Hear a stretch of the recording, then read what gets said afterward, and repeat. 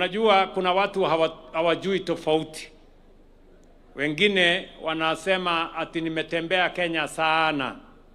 Mimi nataka niwaambie bwana, mimi ni mfanyikazi ya wananchi wa taifa letu la Kenya.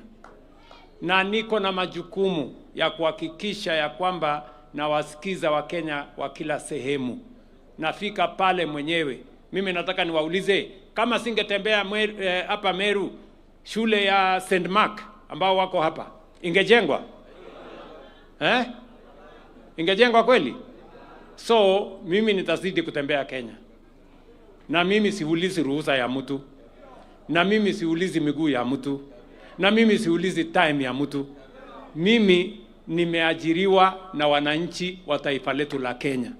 Hapo nyuma kumekuwa na ubaguzi mkubwa. Rais anatembea sehemu chache.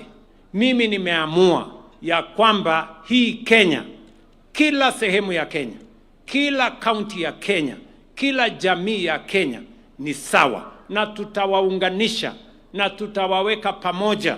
Na jukumu yangu kama rais wa taifa letu la Kenya, na mimi nataka niwaambie wale wananiuliza maswali, mimi si mfalme.